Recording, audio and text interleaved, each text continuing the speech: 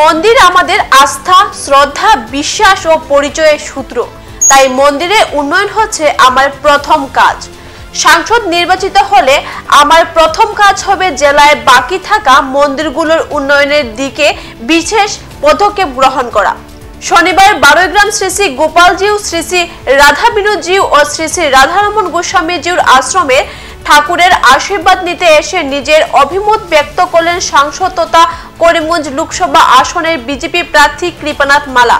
তিনি বলেন, মোদীজি এবার লোকসভা নির্বাচনে 400 পার করার যে আহ্বান জানান তা সফল করতে হলে ভোটের দিন ঘর থেকে বেরিয়ে ভোট কেন্দ্রে এসে ভোট দিতে হবে।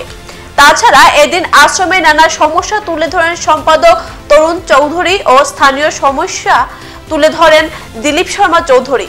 সাংসদ কৃপানাথ মালা, বিজেপি নেতা সঞ্জীব বণিক, পুর কমিশনার পার্থসারথী নাথকে উত্তরীয় পরিয়ে ও গুরুদেবের ছবি দিয়ে বরণ করা হয়। আজকে অনেকদিন থেকে আমি চেষ্টা করছি এখানে আসবো, বিভিন্ন সমস্যায় আসতে পারি না, সময় মিলে না, সব সময় আমাকে বলে। যাই হোক, আজকে রাধারমণের কৃপায় আজকে আসলাম আমি।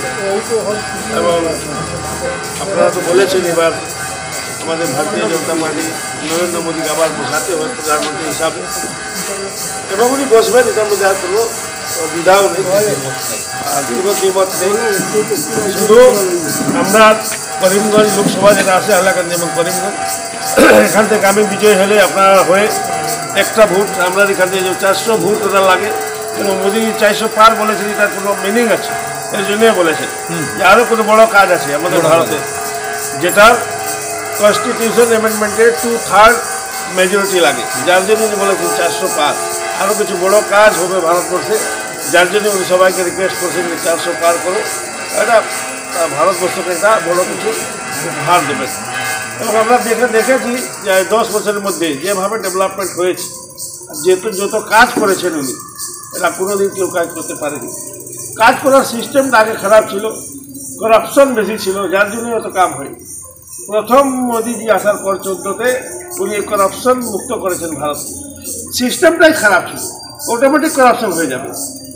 কারণ একদম সহজ কথা বলি, আবার জিপির কথা বলি, জিপিতে আগে ঘর আসতো টার্গেট হয়ে ধরো 50, আর মানুষ আছে 500 গরিব মানুষ, কোন 50টা মানুষকে ঘর দেওয়া হবে? এই যে করাপশনের এই পয়সা দিতে হবে, করাপশনের সিস্টেম হয়েছে করাপশন ছিল।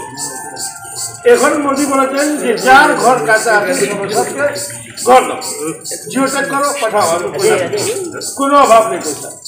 যার জন্য এখন তো চুরি করার সিস্টেমটা চেঞ্জ করে দিয়েছে, চুরি করার জায়গায় নেই। এখন মানুষও জানে যে জিওটেক হয়ে গেলে আমার ঘর হবে। এখন জিপির ওয়ার্ড মেম্বার বলুন, যাই বলুন, সেক্রেটারি বা যারাও আছে, এরা এখন পাবলিককে বলতে পারে না যে পয়সা দিলে তোমার ঘর হবে। মোদী বলে দিয়েছেন যে 1 পয়সা কাউকে দেবে না, ঘর আমি দেবো।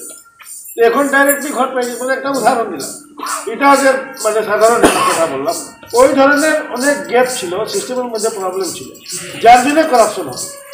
প্রথম মোদী 5 বছর বসে ওই সিস্টেমটা পুরো চেঞ্জ করে দিয়েছে। এই সিস্টেম থাকবেই না, মানুষ সুযোগ পাবে না পয়সা নেওয়া, চুরি করা, যার জন্য আজ কত ডেভেলপমেন্ট আমরা দেখছি। এখনকার মতো বিদায় নিচ্ছি। পরবর্তী নানা সংবাদ পেতে আমাদের সাথে থাকুন। ধন্যবাদ।